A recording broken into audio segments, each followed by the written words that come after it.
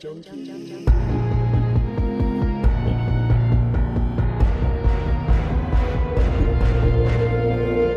Hello and welcome back to Celluloid Junkies. I'm Luke Kane and I am seated perilously close to my co-host Damien Heath. Hello. And Cameron Crothers. Hello.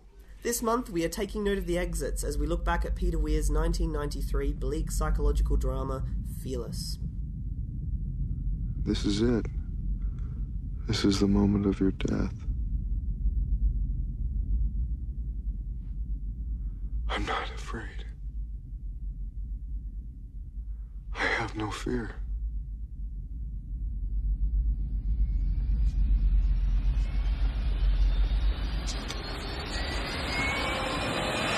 We're going to start by discussing the film's narrative, themes and technique, then we'll discuss its release and reassessment, and end by revealing the film for next month's show, which we hope you'll also join us for. In the spring of 1991, a writer named Rafael Iglesias sent a screenplay he'd written, adapted from his own soon-to-be-published novel Fearless, to husband and wife producing team Mark Rosenberg and Paula Weinstein, who'd just launched their own production company at Warner Brothers. Impressed, Rosenberg approached acclaimed director Peter Weir, whose previous films include Picnic at Hanging Rock and Witness. Weir, as it happened, was coming off a 12-month vacation and looking for what filmmakers call a broken script, a term used to describe a raw screenplay that hadn't yet been retooled by Hollywood.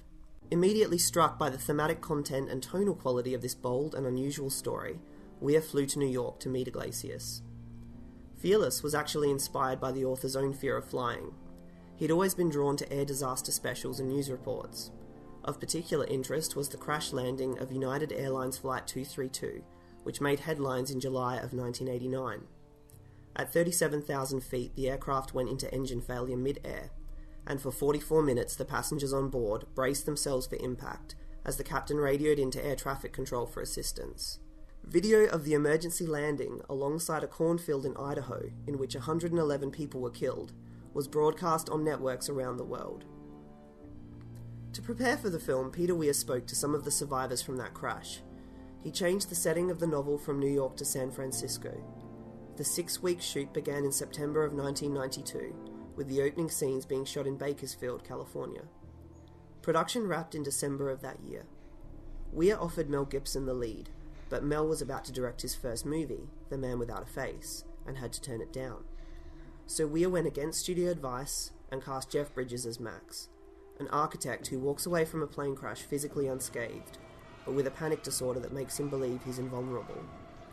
Losing all interest in his pre-crash life, including his wife and son, Max forms a friendship with fellow crash survivor Carla, who is also in crisis, because she can't forgive herself for the death of her infant son on board. Alienated from those around them, who want to turn their trauma into either a money spinner or a group hug, Max and Carla lean briefly upon one another as they struggle to re-engage with the world. You can't do it! You want to kill me, but you can't! Damien, what did you think of Fearless? Always liked the movie. I think the first time I saw it, which was many years ago, it was pretty difficult to understand exactly how much I liked it. It's a very different film than most films out there, but I've come to appreciate it a lot more over the years. I remember when I was at university doing film studies that one of my lecturers walked in and he said, "Today I'm going to show you the best film ever made." And he put on Fearless. And I don't agree that it's the best film ever made. Obviously, I'm sure not many people do. But it was really interesting that someone had taken this movie, which got pretty good critical reception, but hardly any box office, and had largely been forgotten, even by that time, which was 15 years ago. But it had largely been forgotten, and he was able to walk in and say, "Oh, it's the best film ever made." And it kind of made me look at it in a different way. But I think the film is really beautifully shot. It's very well acted, especially from Jeff Bridges. And there's a lot of really great things in the movie. It's an enjoyable movie to watch for me. I do enjoy watching it. It's interesting that Peter Weir directed it, who's an Australian. Obviously, we're Australian. But I feel like the driving force, having done the research for this podcast, was Rafael Iglesias, the writer. I feel like he was the driving force behind the project. Cameron, what did you think? I liked it. This is the first time I had seen the film in preparation for the podcast. I think I'm going to need to watch it a lot more to get the scope of some of the ideas present in the film. But yeah, for the most part, I thought it was a very, very well-made film with great performances and a really interesting tone. I remember reading Peter Weir actually said, I think it takes 24 hours before this movie really sinks in. You know, I hope those that write about the film see it at least twice, because there's too much in it just to dash off a review. Interesting that in your introduction you said about Mel Gibson, who Weir had worked with on Gallipoli in the Year of Living Dangerously. And he couldn't do it because he was doing his own movie, but I did read that he was considering Jeff Bridges for the lead in The Man Without a Face. So it's interesting that he shot that and he actually put himself in the lead role, and Peter Weir got Jeff Bridges. Yeah. I've not seen The Man Without a Face. No, I've never seen it either. What did you think of Weir's dispassionate eye as he guides us through the aftermath of the crash in that opening sequence? I love that the movie starts after the crash. The shot of Bridges walking through the cornfields with the baby and the young boy is really, really a fascinating shot. It's beautiful cinematography. And I think the dispassionate way he shot the crash reflects Jeff Bridges' character, so it instantly puts you in his head. I think it's a kind of accurate emotional tone to use to set up the rest of the movie. And later on in the movie, there's a scene where Isabella Rossellini is watching news footage of the crash, and I think she realises the severity of the situation that he's been in. But those, for her, are just, apart from experiencing this with her husband because he's going through something at the time, but those are just pictures on a news broadcast, which is how most people see crashes. Yeah. So there is a difference between our expectations of what a crash is going to look like, because those are the images that we're used to, and the reality. And I don't think Peter Weir presents either of them. He presents a kind of morphed version of reality through Jeff Bridges' eye. The camera's eye is dispassionate. Everything that's going on in the scene is hysterical. The performances, the production design, it's terrifying. Except Jeff Bridges, who's walking through and he very unemotionally hands over a baby and a little boy who pleads to stay with him. So Jeff Bridges definitely isn't emotional. He's already in this state that he's going to spend most of the movie in. Yeah. And we start off in the cornfield, and at that point, when we see that, there's no reason to think that he's been in a plane crash. No. It's just a man walking through a cornfield with a baby and a boy. And then later we hear Rosie Perez screaming, my baby, and he's got a baby. So there's it's not her baby though. No. So there's so many things that are happening in the scene that are kind of like, wait, what is happening? It's like a really good rule in filmmaking to drop the audience in an unfamiliar territory straight off the bat. Quite difficult to do this without alienating the audience on some level. He achieves it by having Jeff Bridges as the through line, like through the scene. We know his face as an audience and we're somewhat like subliminally comforted by it. I think it's also pretty close to a subjective scene, but it does move to some objective moments as well. I like the fact that we move through the crash site for the most part with Max and we feel uneasy, but we know he does too, so we're not completely out of the loop.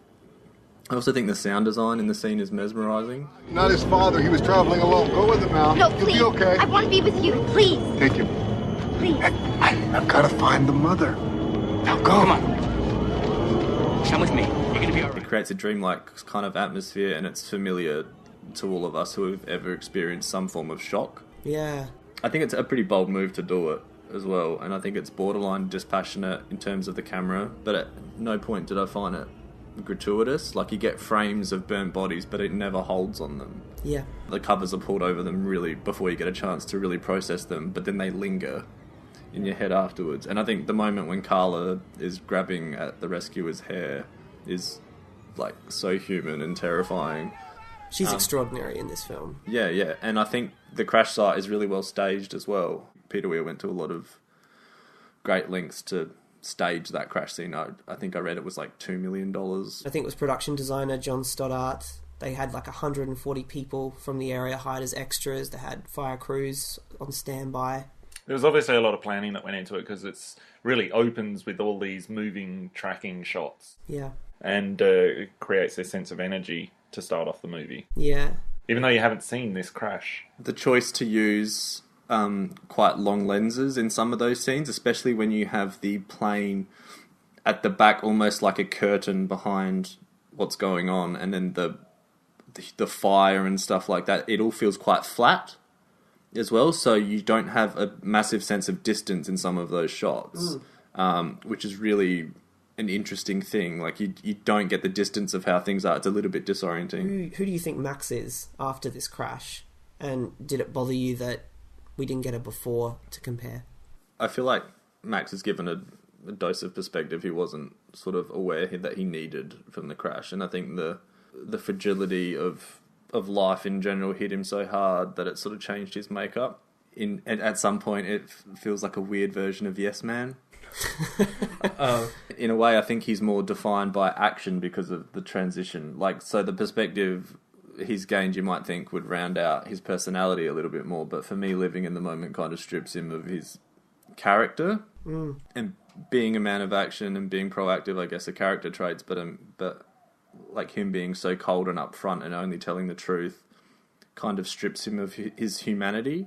Yeah, I don't think the film suffers either, but it does seem to be a problem at the time of the release of the movie that was talked about quite a bit. Yeah, Jonathan Rosenbaum wrote it in his review, which I'll get to a bit later. I didn't find it a problem, and I don't think that noting the differences between the pre-crash Max and the Max we see in Fearless would have made much of a difference to how we read the film.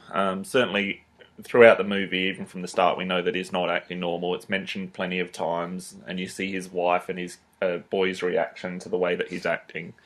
So clearly something different here about the Max that was before the crash. Yeah. To compare it to somebody acting normally would be to compare it to somebody just being a normal person who's pretty much everybody that everybody knows outside of this movie. So you know what normal acting... Well, the way a person normally acts and the way that Max acts are very different. Yeah. So I don't think it would have helped too much to show Max before the crash. Plus, it would have taken away from this opening scene that we've just been through as well. Well, what do you think has actually happened to Max? Max is clearly affected by this crash. He's in shock. See, for me, I think what happens when the plane starts to crash, which is obviously this character's biggest fear. You know, you get the impression that he's a very reasoned man, that he doesn't take risks often. And I think once those engines fail and he has those minutes before impact, I think his brain disables his fear. Yeah. Because, you know, our brains are outfitted to protect us when something becomes too overwhelming. So I think, you know, if you live in the now, if you live in the sensual world and you taste the strawberry and you know, feel great having sex and you touch colour and you know, you live in that way, well, that's wonderful. And you feel like you're suddenly closer to life. But at the same time, that doesn't allow for continuity. I mean, a goldfish lives in the sensual world. And the continuity is his family, is the things he cares about, his responsibilities. You can't really have those if you're going to live fearlessly. If we love, we fear. So I think that's what happens to Max. I think in that moment, no, you're not scared.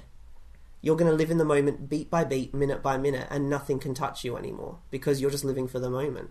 Nothing else matters. And I think like sometimes like his embracing of the now could possibly feel alien to those viewers who haven't had any one of those experiences. And again, that may have affected, you know, box office. That you can tell enough by but the shots of his friend next to him using the laptop. You know that he's in a corporate world. You get references to he was very successful, he had money and stuff like that. You don't need to see those scenes. Like we've all seen that film and it's a much, much worse film.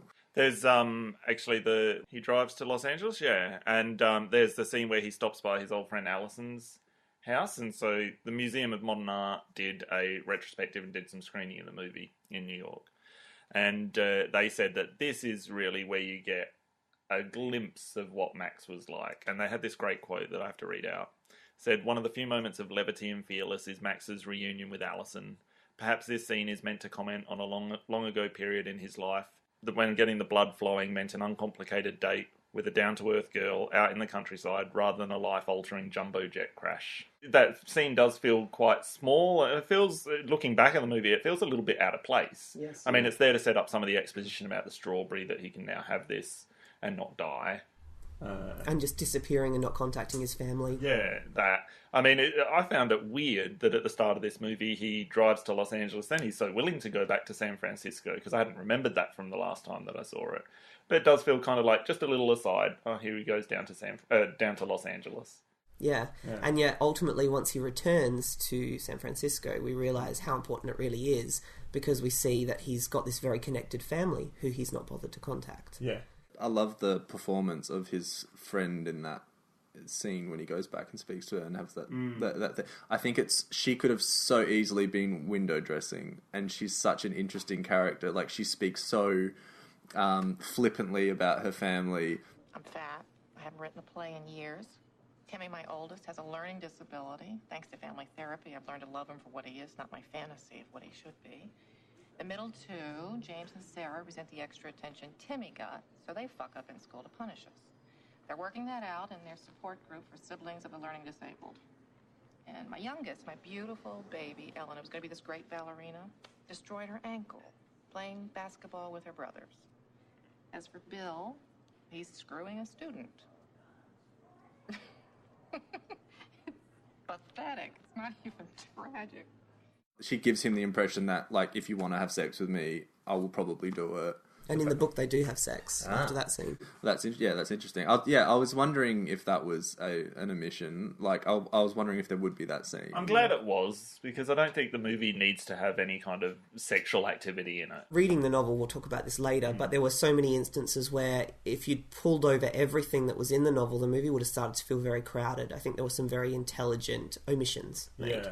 And that's one of them. And also, you portray something on screen in a 2-hour movie like that, then it becomes a far greater issue for the movie than it ever would be for the book. Because the book is told with more information, more detail, and so you're allowed to get away with those kinds of things. But putting it in a movie and it having even take up 30 seconds of time means that, okay, we've given it time, it must be important. Yeah. Especially for a movie like Fearless or by a director like Peter Weir. Did you guys read about how Jeff Bridges talked to Gary Busey to get because he'd been in a really bad motorbike accident, had come very close to death, and which actually explains a lot about Gary Busey. I wonder how strange he was before the accident. He is off the wall. That man. He's so much fun to watch. He is. He's like a walking piece of sandpaper. And for any of our listeners, if you have a Twitter account, please follow Gary Busey on Twitter. His stream of consciousness tweets that he sends out are the funniest things you will ever read. Is he still acting, Gary Busey? I think his life's a performance. As I was reading the book, there was one beautiful part. Whenever, Max has 3 episodes in the film where he walks through the traffic, where he's on the window ledge, and then, of course, the car crash scene. They're all preceded by a panic attack. And in the novel, during one of these episodes, Iglesias writes that Max is running to catch up with Fearless Max. And I thought, I really liked that. It kind of illuminated what was happening to him in those moments. Like, he could suddenly feel himself slinking back to being human, alive, loving, fearful. And no, I'm not ready for that. Run, and then put myself in a situation where I could die and feel the rush of that, and then go back to living in this altered state of consciousness. There were a few moments in the film where I thought it was such a great move to just divert from what could have been a very boring scene. Like in that scene where he's talking to the lawyer and the wife of his friend that's dead and stuff, and he does do that, and he just runs. I'm like, thank fuck, because if that scene kept going for a long period of time, it just would have been movie dialogue. And boring. And the fact that he does that then, and he does that really loud, like, yelling noise to the lawyer in the car. To be honest with you, I wasn't thinking about you. I was thinking about Mrs. Gordon. She doesn't come from a rich family. Now she's a widow with 2 young children. What? What's wrong? I don't want to tell any lies. All right. Next time, just say no. We have to talk a bit about the lawyer and the therapist, but first of all, I have to ask you guys what you thought of San Francisco and Alan Daviau's photography. I hope I've said his name right. I just mostly wrote about how we came about shooting the way that he did. He didn't want the postcard photography that you usually see with San Francisco. He didn't want the Golden Gate Bridge and the Bay Area and, the High Ashbury, which had been in the 70s with all the hippie films and the, sexual revolution. And now there's the Castro District. So there's all these picture postcard areas of San Francisco that he didn't want. And he didn't want his film to portray that. So he said he chose to face the other direction and look inwards and look away from the water. Yeah. So instead of shooting it low down, looking up, he shot high up, looking down. He said that it was a city of mystery and a fascinating architecture. He selected locations which he thought had not been used before because he wanted to see it the way that Max would see it, which was freshly, he said. Not the high-rises, but the details that you don't see because you don't look up much, and I thought Max would be looking up and noting these things. Then through Carla, I found myself filming lots of churches and church architecture, spires and the like. I honestly think the film is very drab. I think it's quite ugly to look at for the most part. I think that the majority of the film is really well framed, except with the exception of a few scenes. I think the most notable for me was the group therapy scene. There are singles of John Turturro's Perlman character where he's just floating in the frame in a really odd way, and I think the attention is diverted away from him unnaturally, and I think those scenes could be staged a lot better. I think San Francisco looked quite cold in the film, which is different from how it's portrayed in many films, like examples being, Bullet, Zodiac, even Body Snatchers. Davio? Yeah, whatever.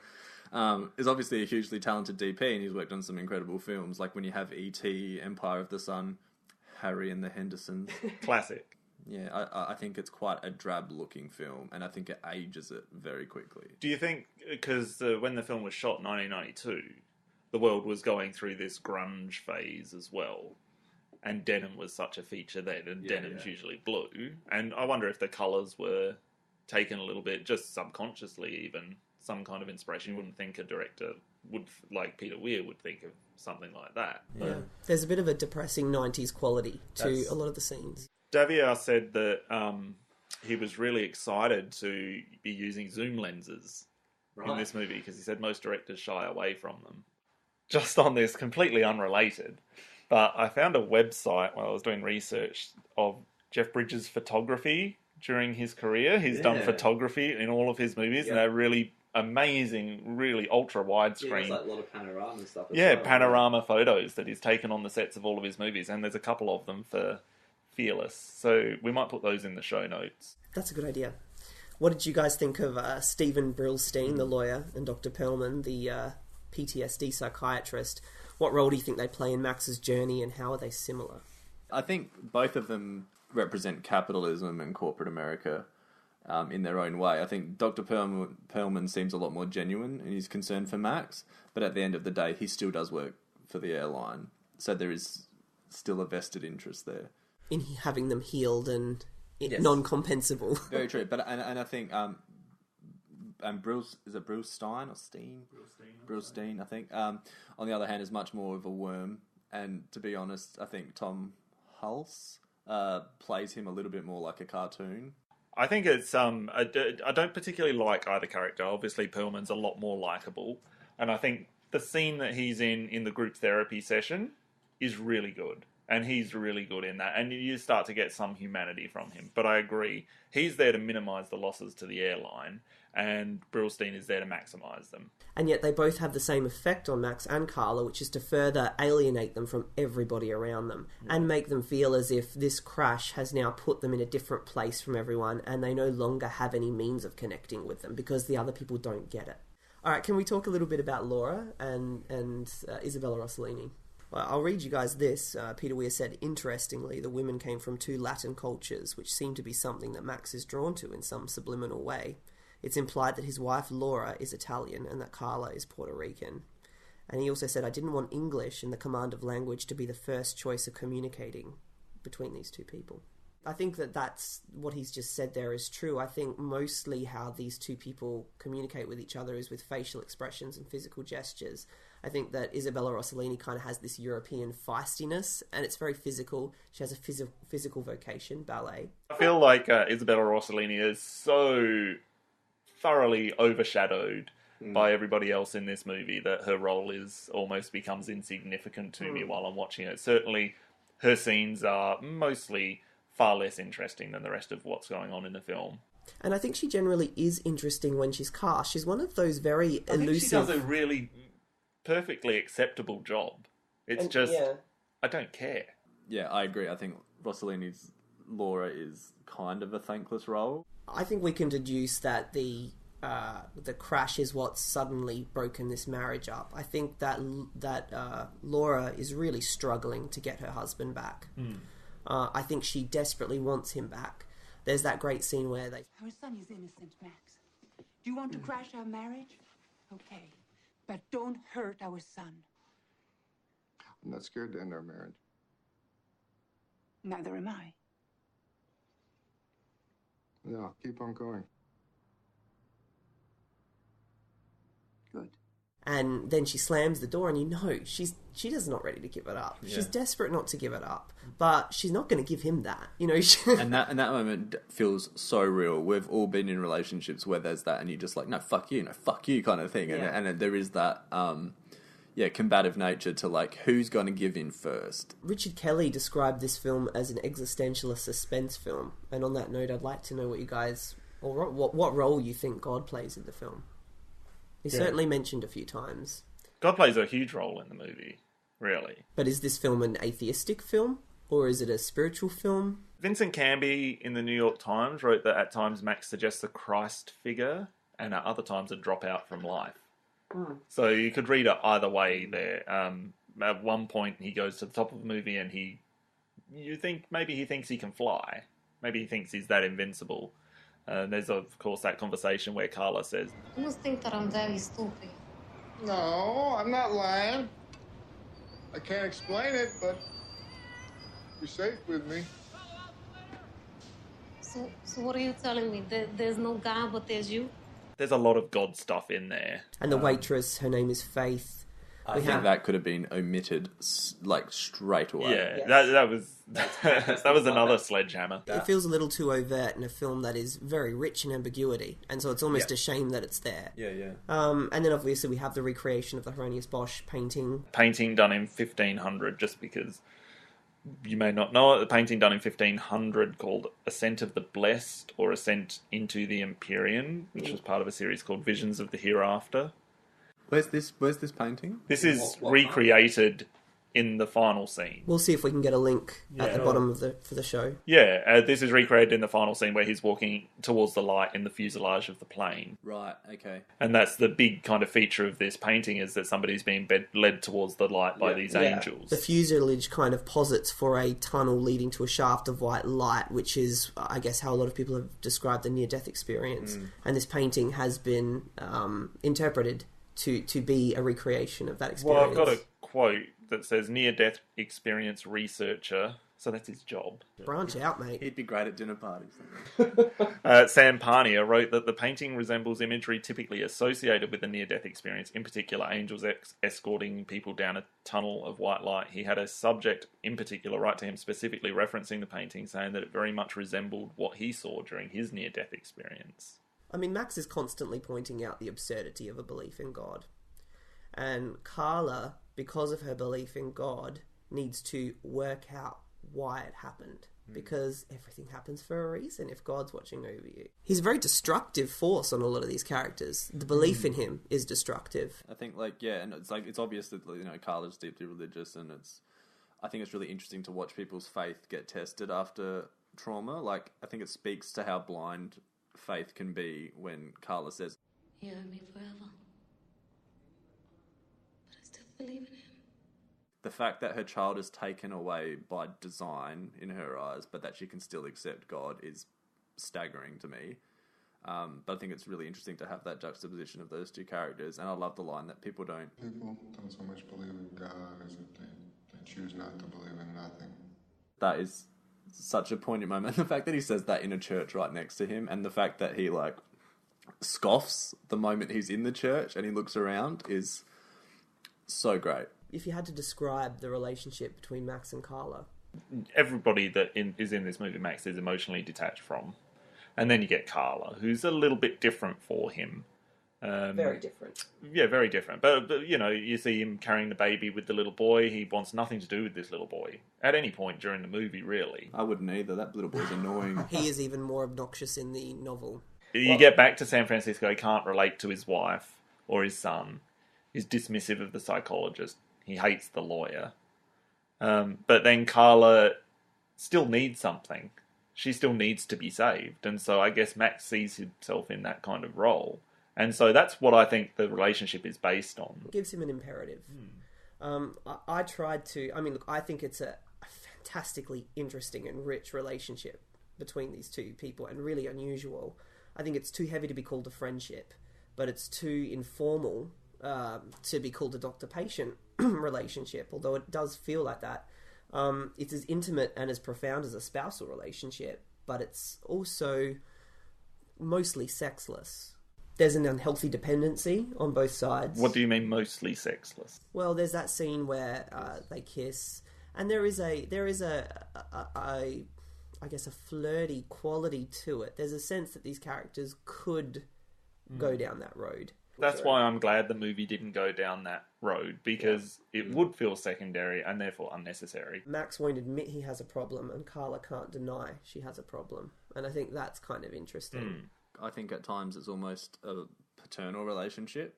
It's a good point. That also ties into the God thing, like the God thing being the father, and that sort of element. I think, but both are helping each other in a pretty profound way. Max obviously cares very deeply for her, and the car crash brick wall scene is obviously the peak of that. I think there are some slight comparisons to the Bill Murray and Scarlett Johansson relationship in Lost in Translation, in that they both share something special. For them, it was like Tokyo in Japan, and then for these two, it's trauma.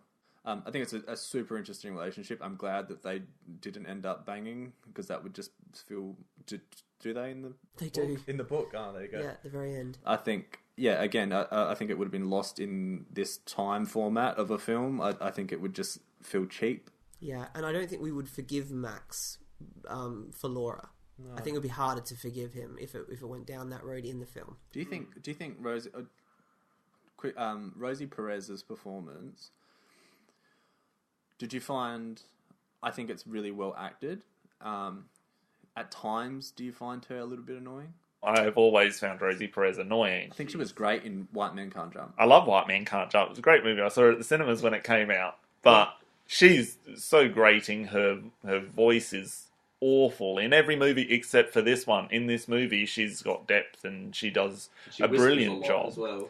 Yeah. Do you know, if this performance had been wrong, the brick wall scene would have been a disaster. Well, you would have wanted her to go through the window and hit the wall. You need to believe this woman is so critically affected by what's happened to her that nothing short of slamming into a brick wall is going to shake her out of it. And she does. You do feel her grief. It's so excessive. And that panic attack in the car before that scene is so powerful. I want to tell you something that nobody knows. Do you remember just when we touched ground and it was like we want to land, okay? Yeah.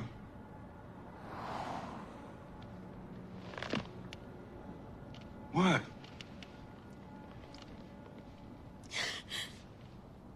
I let go of Bubble. I had him in my lap.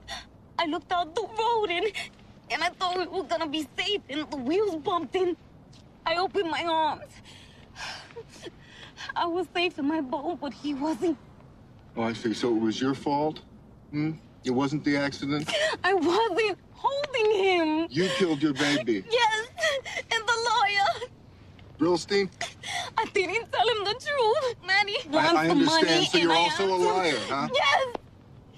Yes, I lied to Father Canty.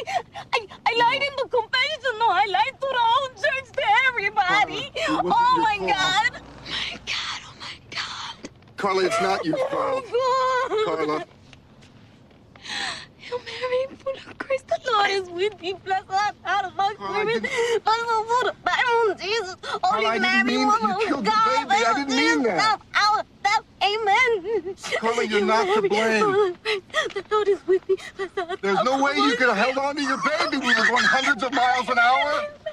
I think the brick wall scene is one of the best scenes in a film ever, for me. It's personally just a scene that I just think is just so powerful. I'm really fascinated by the idea that someone could perpetrate an extreme act of violence out of love, and that violence could be restorative, that it could be healing. And it's Bubble, okay? Now this is your chance to hold on tight, to save him, okay? The last scene of Mad Max, where he puts that, her lungs are filling up with blood, and so he stabs her to drain the lungs of that blood. I find that scene beautiful. I think that there's something extraordinary about that. It's violent and it's damaging, and yet at the same time it's necessary and it's healing. It wouldn't have worked without Rosie Perez being as good as she is and believing that, you know, she needs something below the level of language to help her. That, you know, talking it out hour after hour, no matter what is said, how many times it's said, is not going to help her. She needs, and the scene has a real reverence for the power of force and of impact. You know, it's like he knows that the only thing will help her is if she feels what that kind of crash means and the impact of it. She needs to be reminded that she was totally helpless and totally vulnerable to it. That no matter how tightly she had gripped, there was no way that she could save her baby. I love that when we come up from that scene and she's got this look of contentment on her face, we get it. Nobody else in the story does.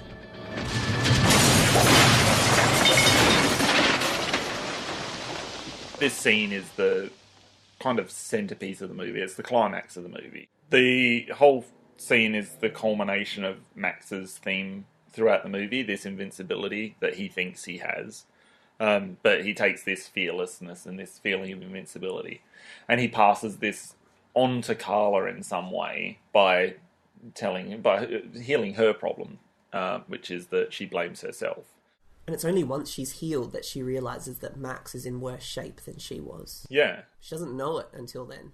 No. She's well enough to know it after the crash. That's right. But as soon as she's healed, then he becomes... vulnerable? Vulnerable again. Invincible? But he doesn't really. I was going to say Vincible. I don't know. He doesn't really. It's not until he's saved with the strawberry. No, absolutely. But I think it's at that point where you kind of feel that, yeah, okay, whatever he did during this movie probably wouldn't have killed him. But after that car crash, that ends. He's seriously scarred up. He goes to hospital and everything. I've got to disagree with you about U2. And I'm a big U2 fan, but I did not like the use of that music in this scene. I think it dates the movie. And there's a few things in this movie that have already dated it. So that just added to it. I think they should have looked for something else. Even though, yeah, the in theory, this scene should work with a piece of music like Where the Streets Have No Name. But for me, while it worked, it felt dated. It felt early 90s. Well, see, the music even though the itself music came out isn't a few years dated. before. The music itself is just using, you know, standard instrumentation. There's no electronic score or anything to put it in a particular era. I think probably it feels dated to you because you know the work of U2 quite well, and you connotate it with a certain period of time. I don't know them. That's true. I think it's quite poignant as well that it's like the streets have no name, and you're not told the name of the street. Yeah, that's very poignant. Very poignant. I think it's such a dark moment as well. Both of them essentially could have died, and it shows the extent of Max's mental condition that he goes that far.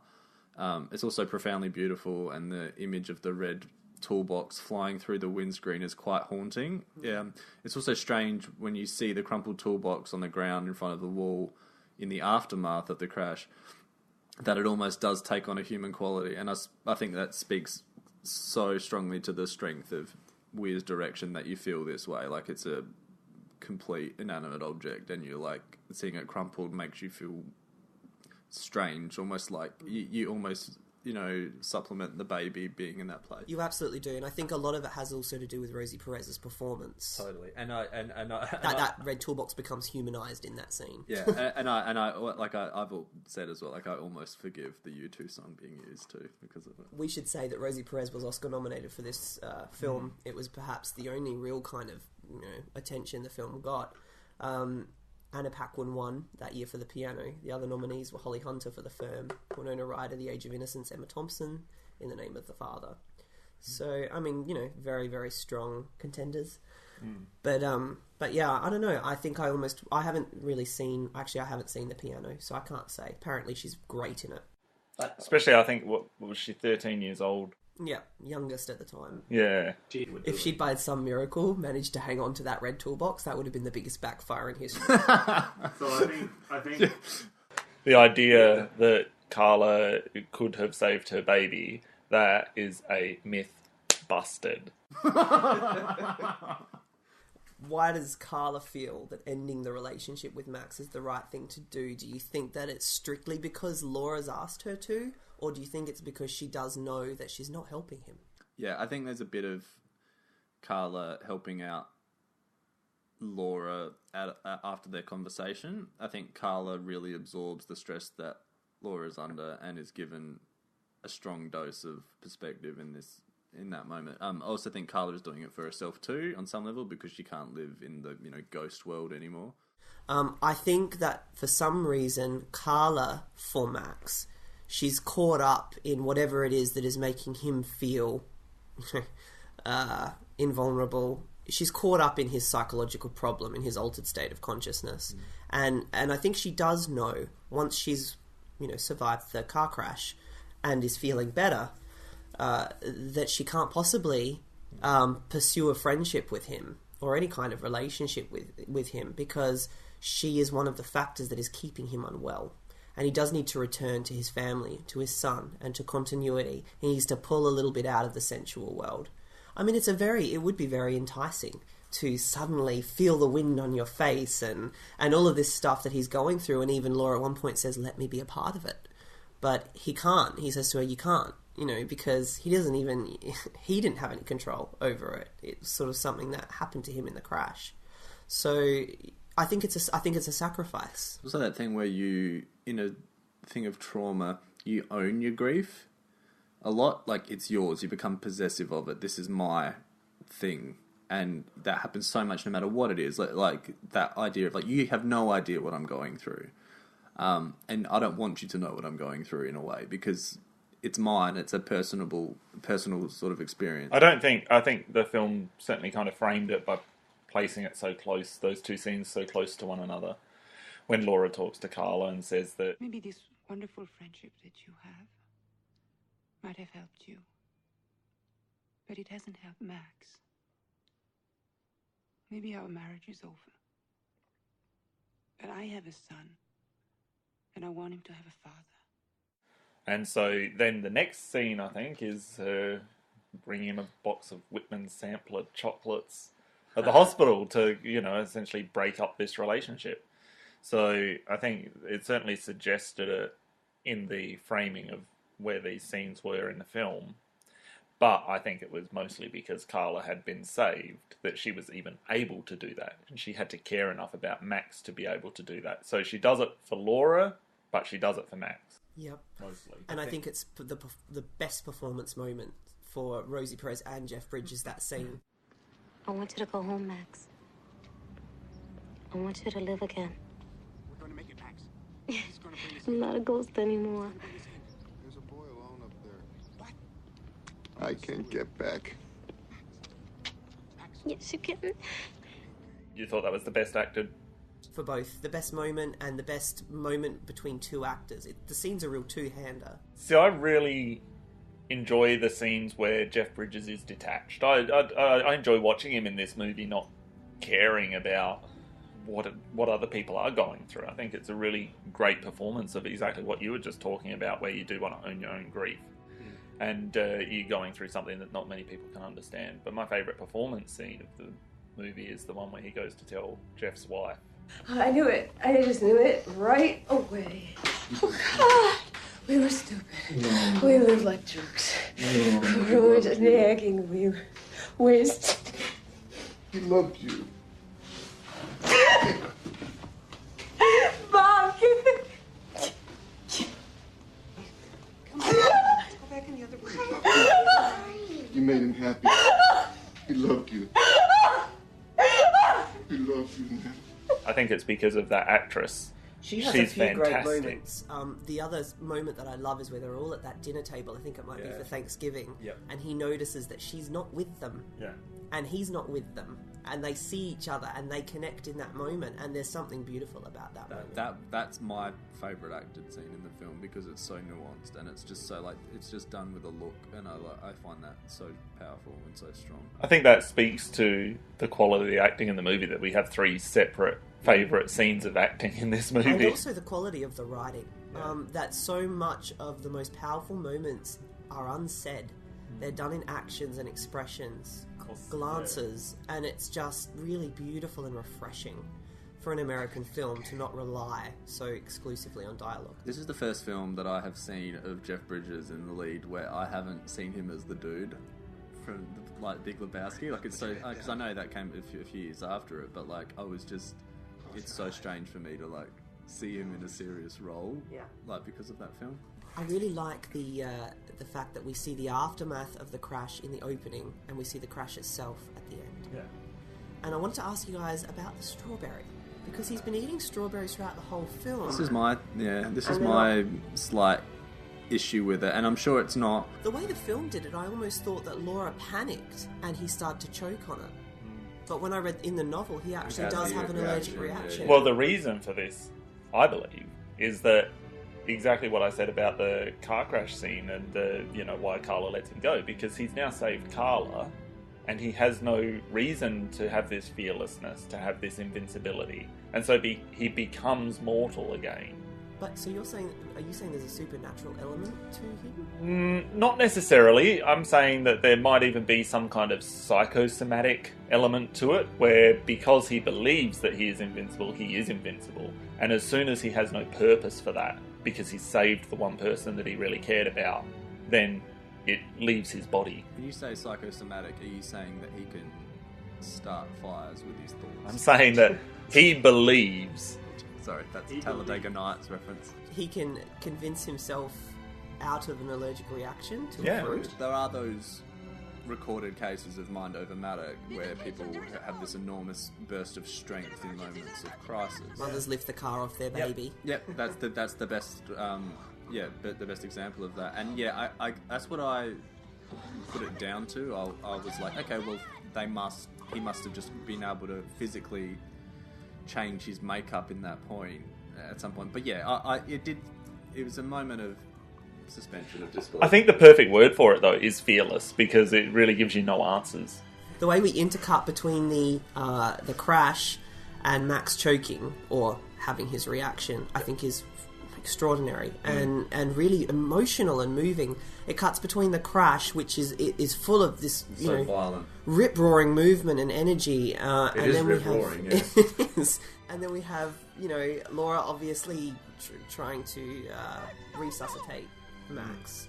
And then we also have these third set of images, which are where the fuselage or the air cabin posits as that tunnel of light that is reminiscent of the Bosch painting, which is also reminiscent again of a spiritual element to this film, that Max is going towards the white light. I think also at that point you feel like, because he's framed like that and the painting is a normal person, a human being taken by angels, it brings him back down to that level of humanity where instead of flying up above everything on top of this building, he is simply human being led into this light by the angels. So therefore he loses his spirituality. And that beautiful cut where he's walking towards the bright light and then he just turns and then he comes back, and of course the first words he says are...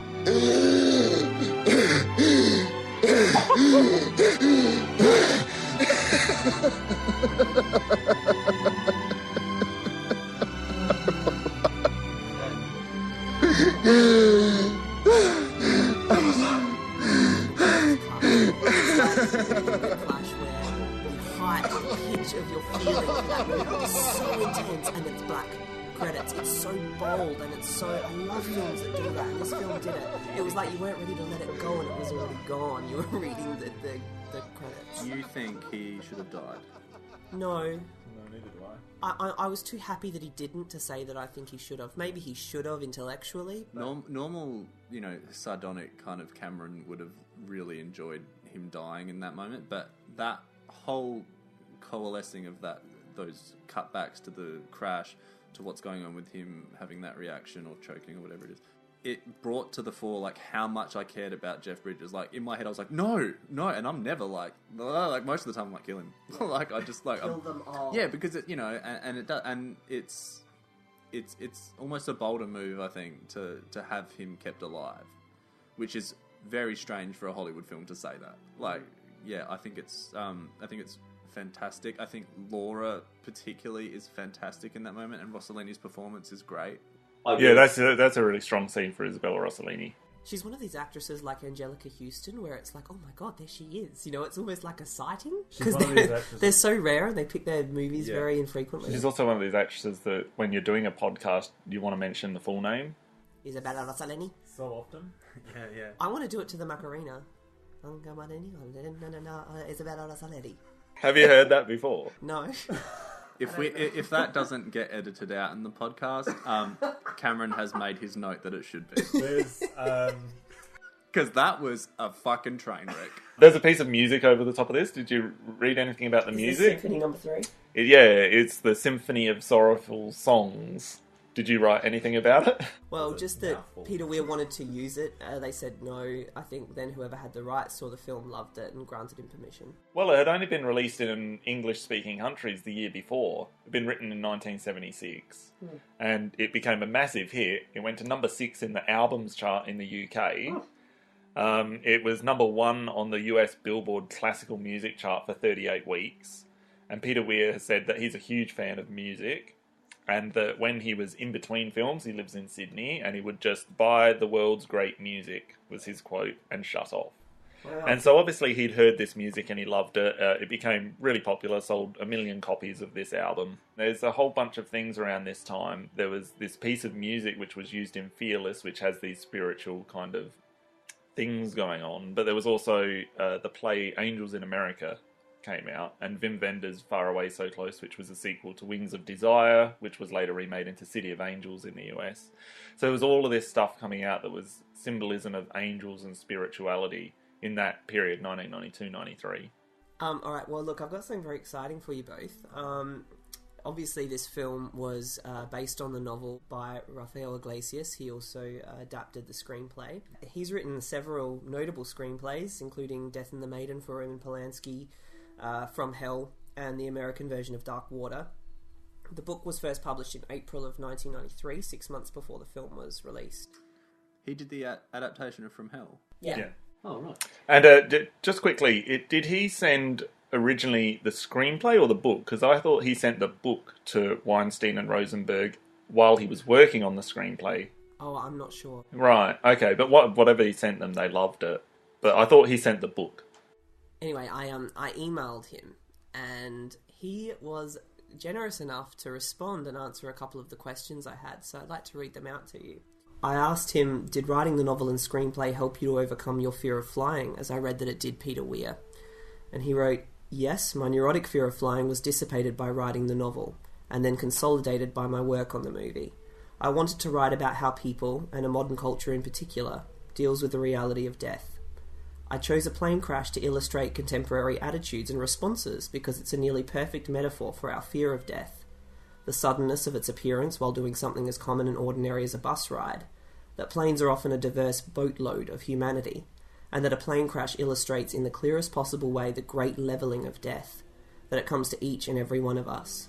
Fearless is a story about death in a way that most are not.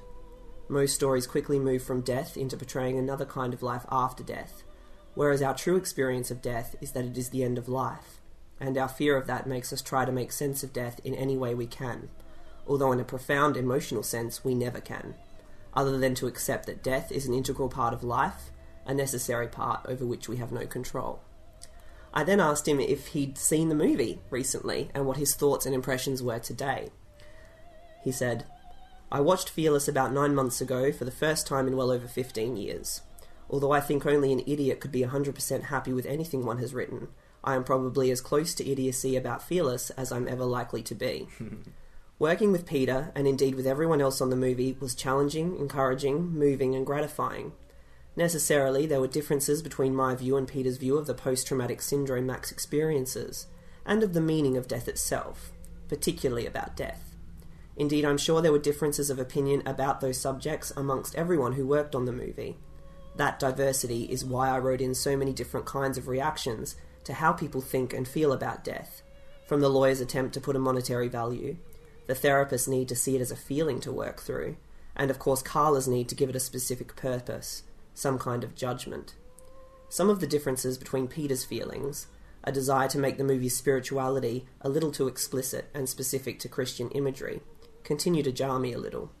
But Peter, very respectfully, did not alter what I cared about most, namely the path Max walks, from neurotic and unreasonable fear of death to a neurotic and unreasonable lack of fear, and finally to a humble and human need to be rescued himself back to the natural state of being, which is to be alive at once joyfully and fearfully, an understanding that what makes our time on Earth count is that it ends.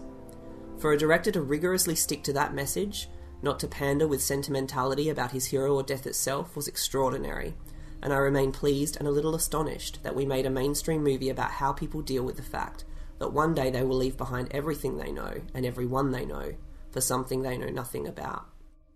On the very, very, very remote chance he's listening, thank you so much, Rafael Iglesias, for giving this podcast such an extraordinary exclusive. Yeah, thank you very much. Yeah, thank you so much. That's such a great insight and obviously firsthand. Did I shock you there, Cameron? You did. I don't know how he got his email address. And I hope we've done some justice talking about the movie as well. So I read the novel Fearless.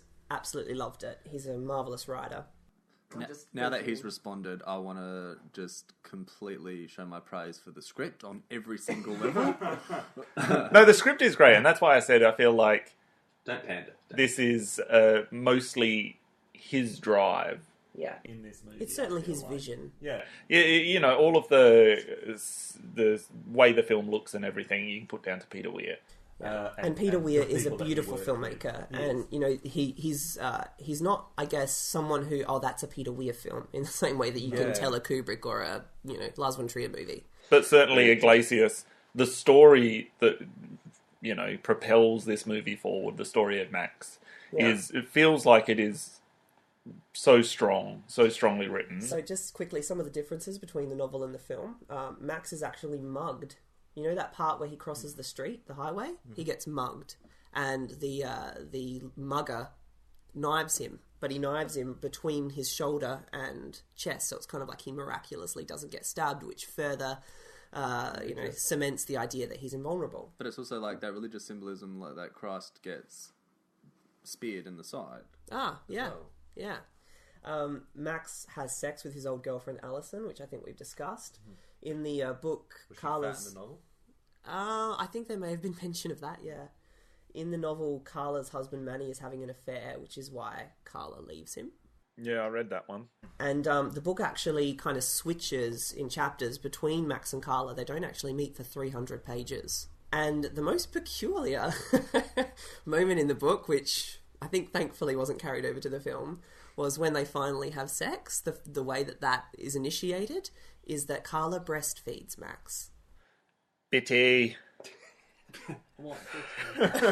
Which actually works in a very provocative way in the novel, but I think would have probably been a bit too much for mainstream audiences to consume. That would have been the second podcast in a row with a kinky sex scene. So Damien, can you talk to us a little bit about the release and reception of the film? Sure. The film Fearless was opened in the US on October 15, 1993. It was in limited release for the first 2 weeks, first 6 and then 8 screens. But it did have the second highest and then the highest per screen gross figures. So in these 2 weekends, it took $300,000. It wasn't until the third week that it went a little wider, 124 screens. And then the fourth and fifth weeks, 749 screens. And I think that's as wide as it got. It finished with $7 million, which would have been a disappointment, I guess, considering the way that the film was marketed. It's kind of an Academy Award prestige feature cross mainstream cinema experience. And it didn't really catch on either way, so it would have been a disappointment. It opened alongside some pretty decent box office performers, and when I say these titles, you're just going to think, thank God we've moved on from these movies. The Beverly Hillbillies and Cool Runnings and Demolition Man. God, they're so of their time, it scares me. Which sound awful, don't they? In the fourth week of its release, Remains of the Day came out. I love that movie. And that would have been a big film to steal a lot of the audience for Fearless. The next week, The Piano came out. And also there were box office hits Three Musketeers and Carlito's Way. And then a few days after that, Mrs. Doubtfire came out and made I think it's called a shitload of money. And then a few weeks after that, Schindler's List came out, and that was pretty much all of the award buzz around Fearless went away because Schindler's List came out. So the films that were nominated for Best Picture were The Fugitive, $183 million, Schindler's List, $96 million. The Piano, $40 million. In the Name of the Father, $25 million. And Remains of the Day, $23 million. So they all far higher than Fearless, $7 million. So the box office reception was pretty poor. And what about critically? Critically, it was very good. So it got, from 35 reviews on Rotten Tomatoes, it holds an 86% rating.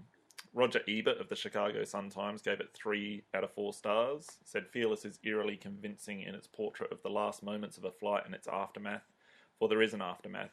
Not everyone is killed, and the man who is so serene is one of the survivors. Bridges, who despite his Oscar nominations has never really been recognised for his subtle depth of acting, is a good choice for the role of Max. He plays him matter-of-factly.